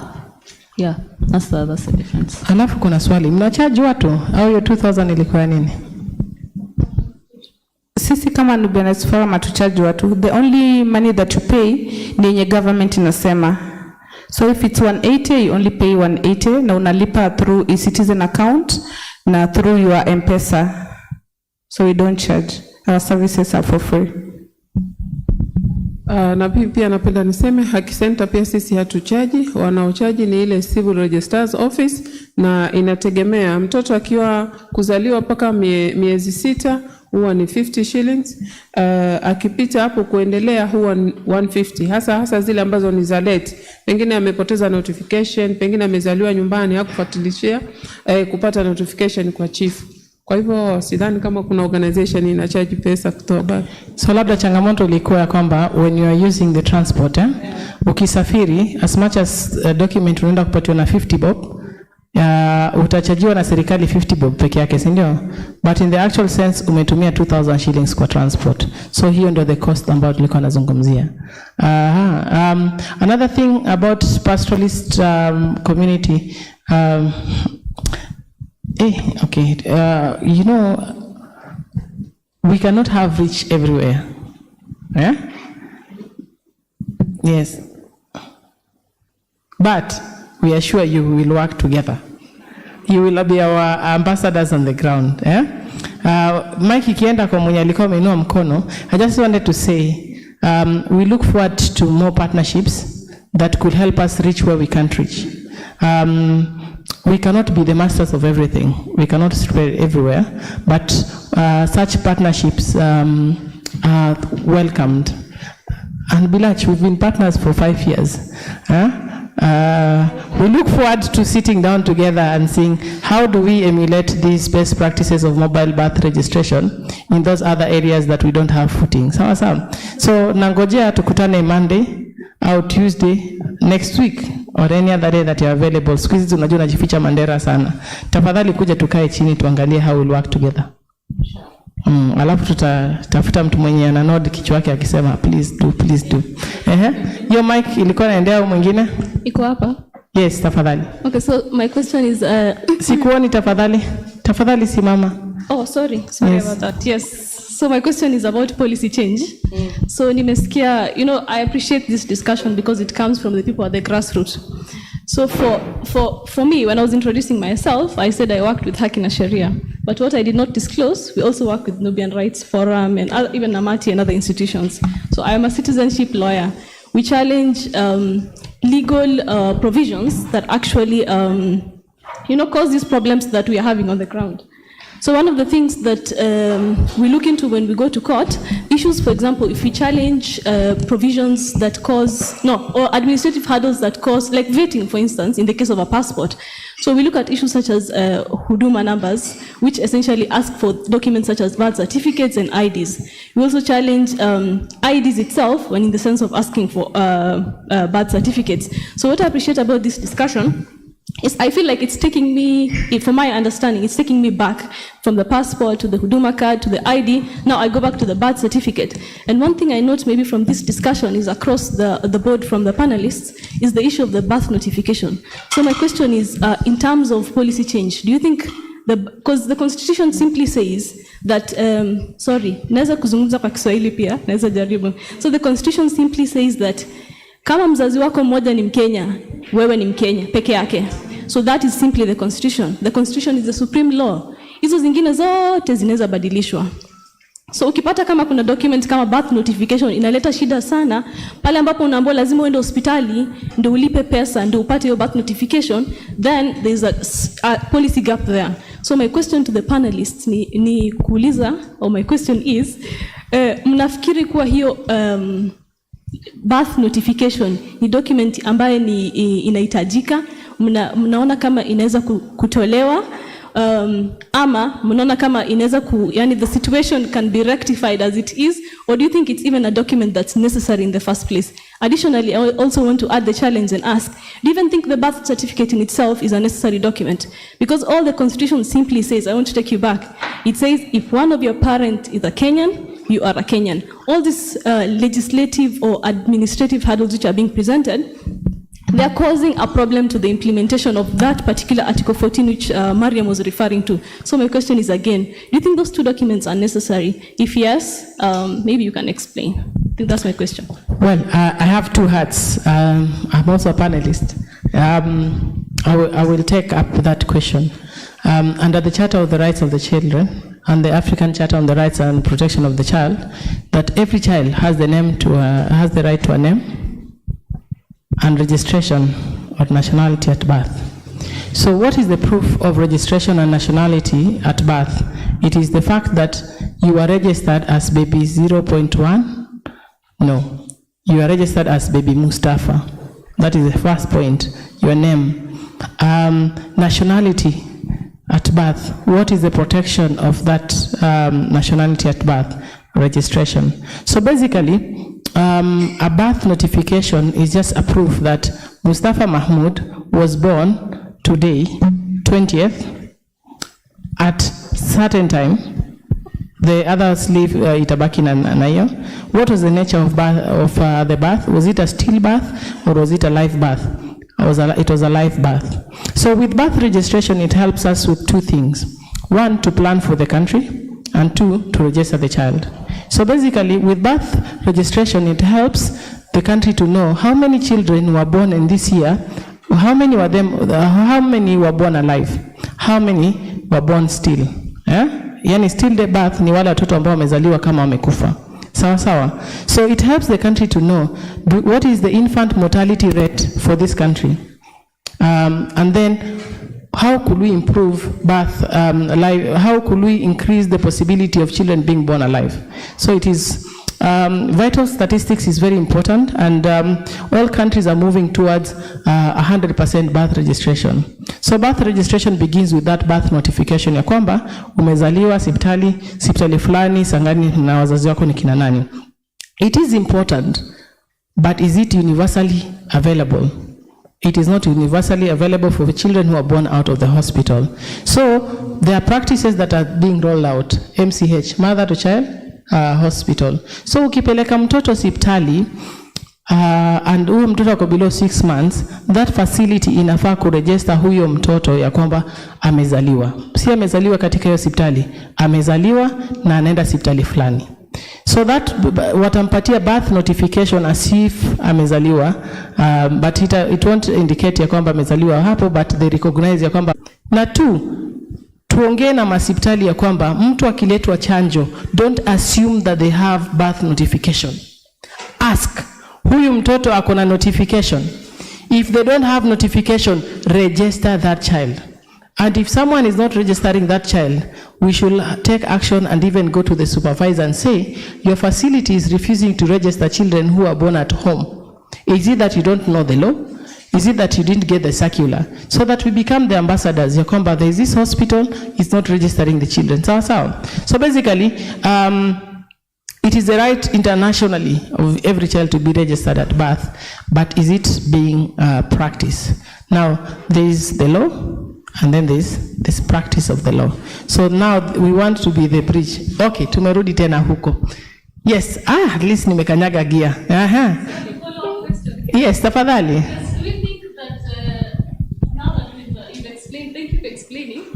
I was asking, do we think then that the idea of birth notification should be not obligation or rather right, something that's reserved exclusively for the hospital attendees, or can it be devolved to other maybe administrators so that it can be more accessible?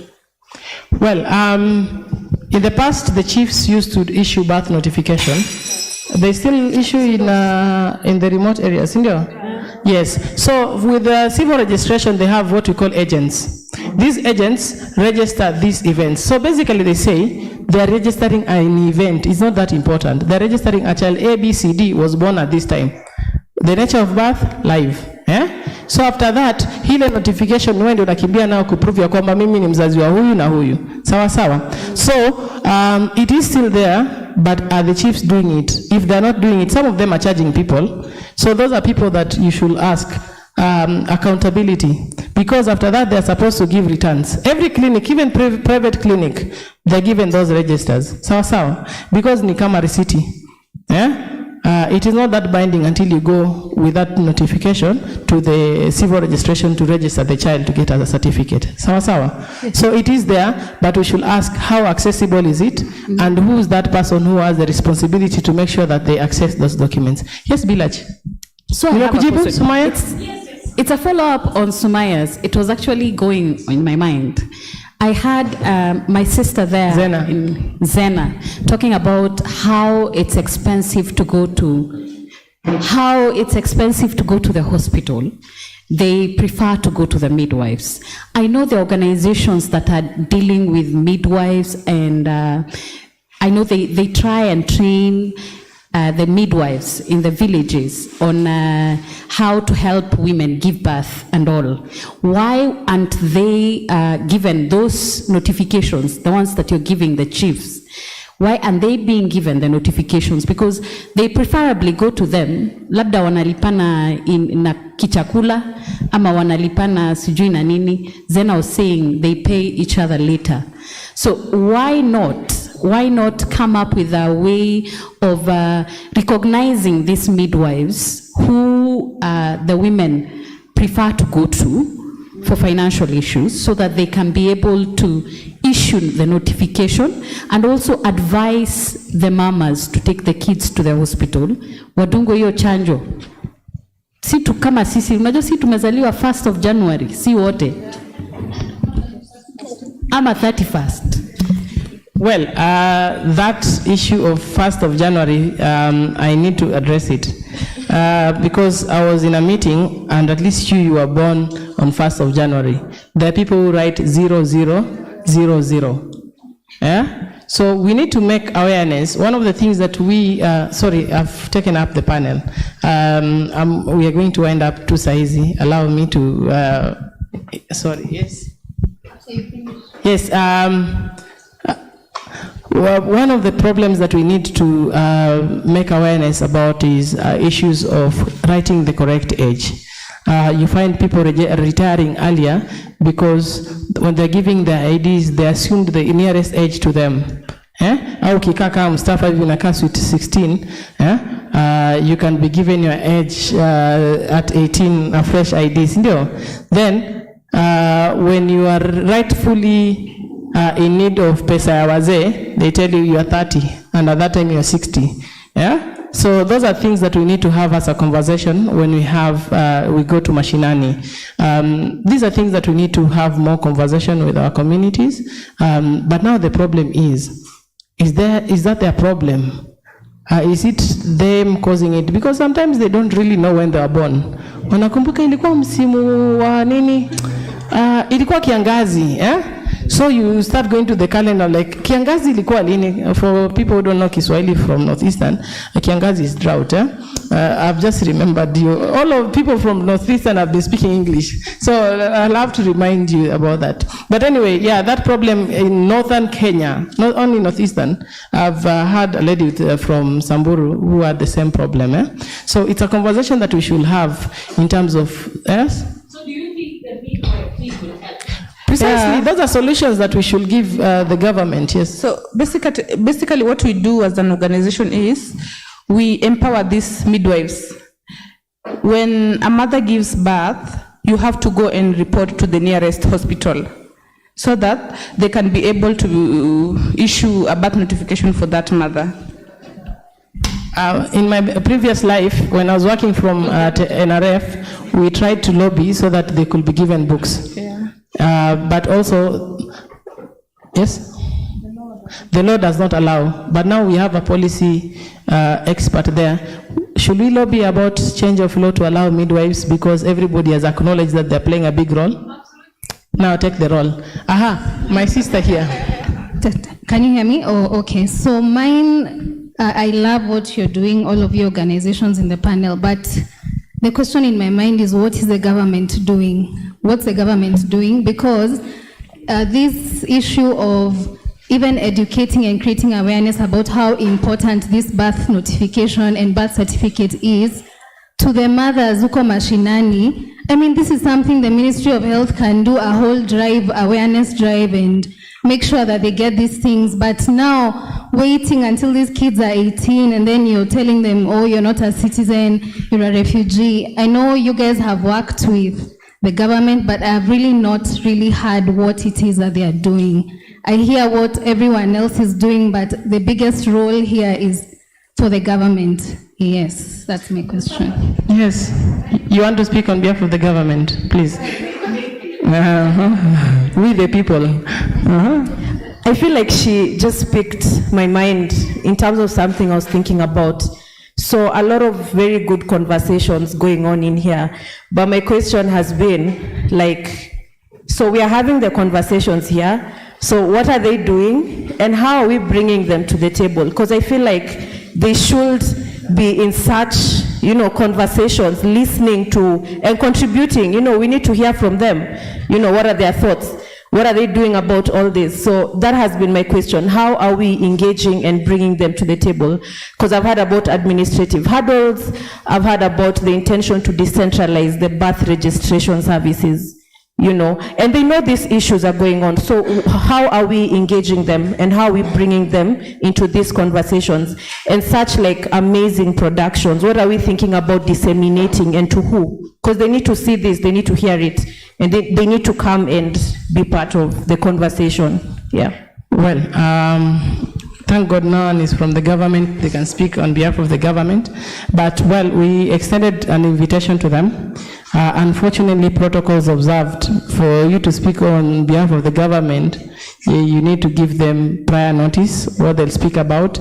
Then they get approval and all that. But we have been collaborating with good government officials.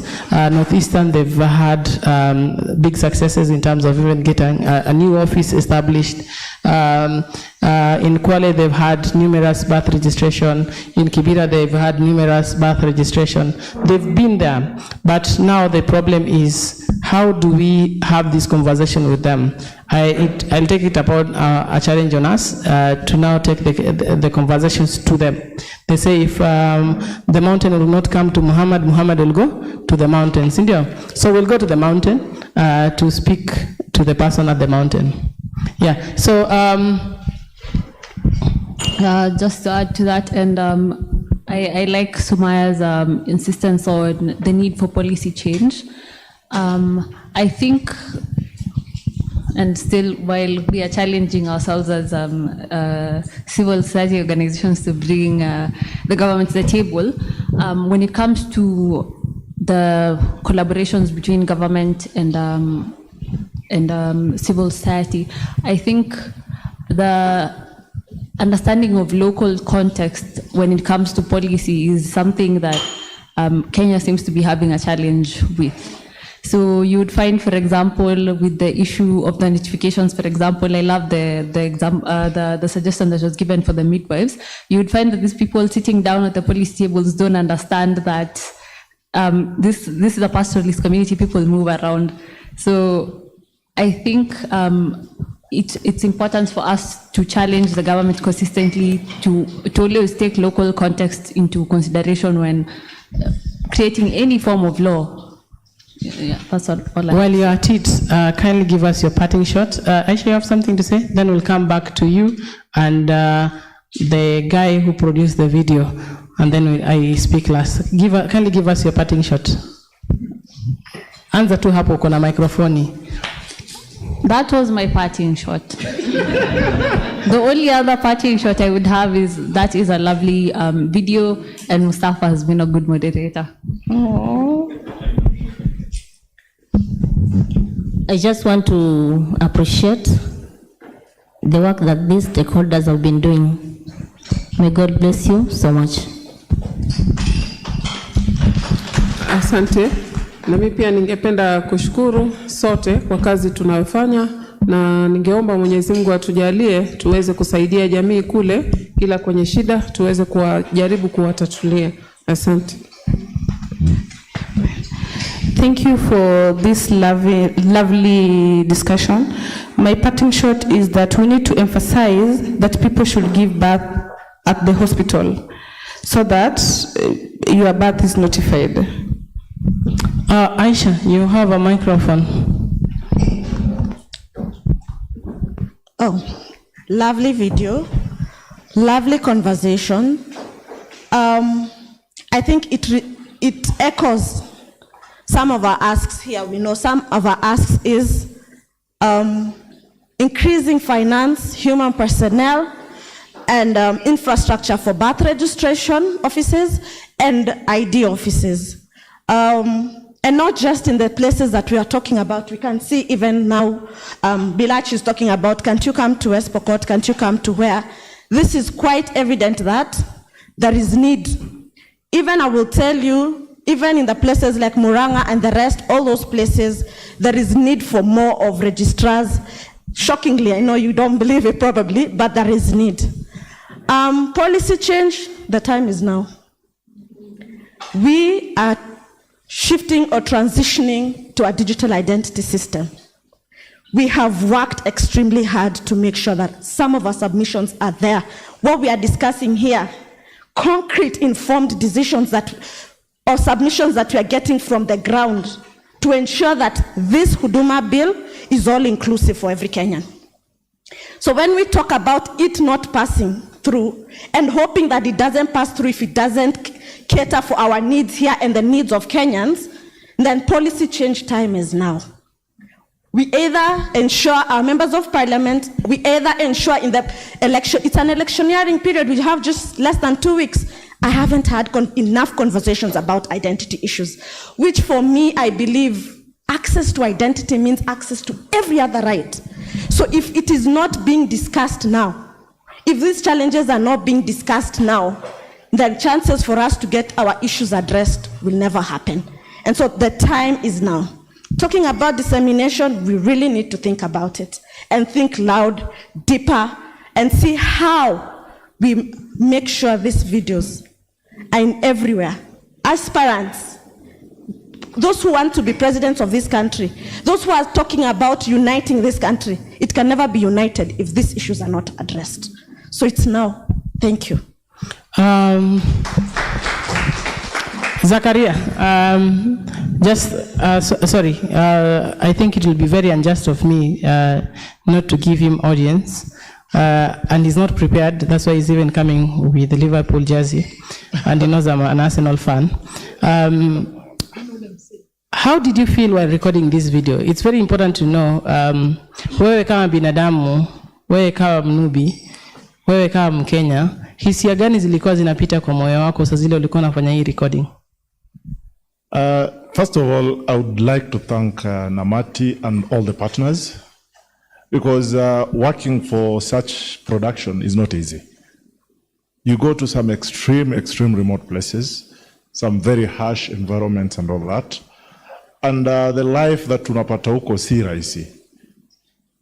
It's not easy. Sometimes inabidi you leave what you're doing to comfort mama, yule amekuja na mtoi hana chapa. Like an instance, tulikuwa place kama Kwale.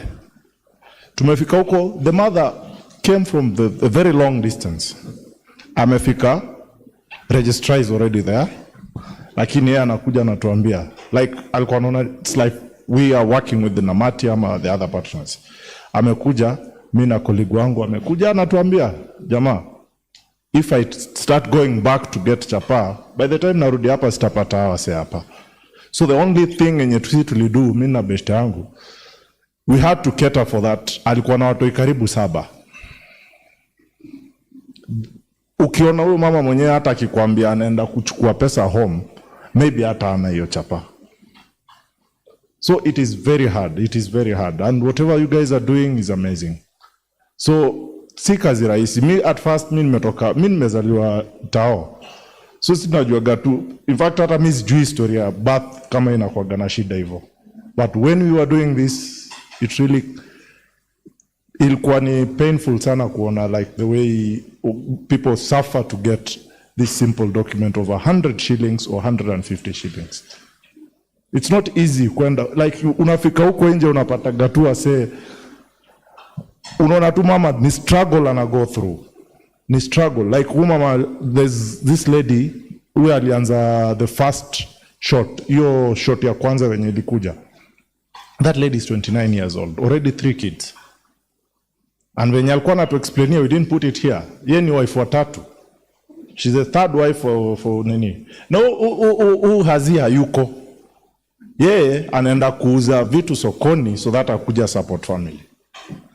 You can imagine struggles kama hizo. So kama sisi, kama binadamu, ilikuwa inaniuma. I remember when I was seeing them, hata siku get hard time. I walked to Bishop.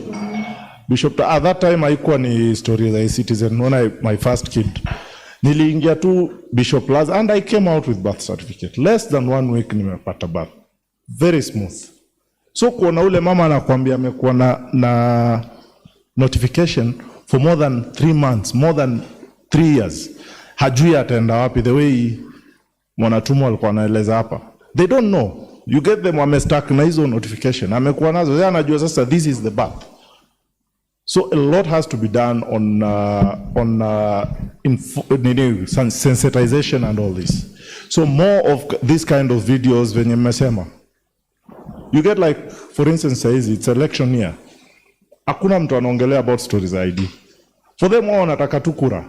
They're satisfied. Akishapata hiyo ameenda. Hutawahi muona tena na discuss about issues zenye na touch wase. This is one of the proof that you are a Kenyan. It's not a proof of citizenship, yes, but it is a proof that umezaliwa in this country. So if you don't have these, then that means wewe you are stateless. You cannot go hata ukisema uende Uganda ama nini na nini, even if your parents are from Uganda. Utapata gani hard time. UG pia wako na sheria zao. They'll tell you go back to where you were born. Utaenda uanze wapi? So all the discussions that is going on here, it's very important and we need to put them in action. We need our stakeholders wote hapa. All of us, we need to come together, put the discussions that we are putting here in action.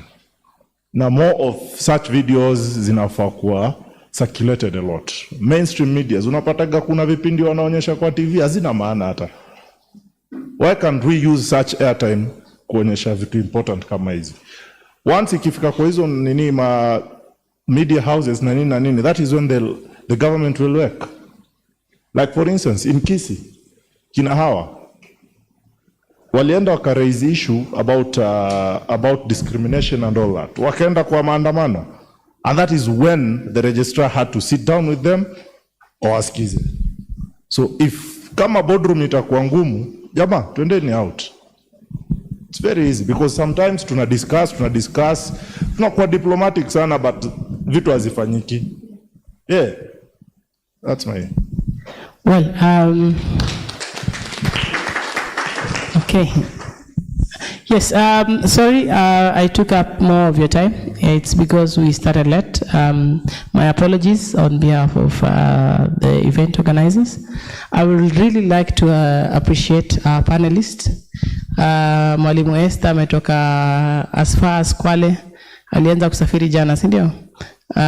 Afike Mombasa ili wakuje mpaka hapa. Mwanatumu paralegal from as far as the border huko. Wewe unakuwa na sisi hapa Mariam Nairobi. Zena, yes, but the most important people are you, our panelists and our audience, both behind the screen and in front of me here. I'd like to appreciate you for your time. I can't take it for granted. And at the same time, I want to shift the burden to you. We cannot have Mustafa, Zena, Mwanatumu, Hawa around the country. We have you. You have a phone, you have a Facebook account, you have an WhatsApp account, you have a Twitter account. We are the disseminators of these videos. You never know which mheshimiwa is on your timeline. You never know which policy maker is in your timeline. I'll say that as much as you're challenging us to disseminate these videos, we're also challenging you. It goes back to you. This country is it's ours, all of us. And if we don't come together and hold it together, it will collapse on us. So I call upon you to be our ambassadors outside there. And I call upon you to also hold us accountable the way we hold the government accountable. And let's work together to make a just and equitable society that we will say we are all Kenyans. Not a Kenya that some people say, I'm going to down Kenya, or Minenda Kenya, and they live in Kenya. So let's make a country that we all belong, that we all feel like part of a bigger community. Thank you very much and have a lovely evening. Looking forward to more discussions in the future. Thank you very much. Yes, I hear there is more. Kuna ugali? There is more snacks. Asanteni sana. The meeting has been adjourned.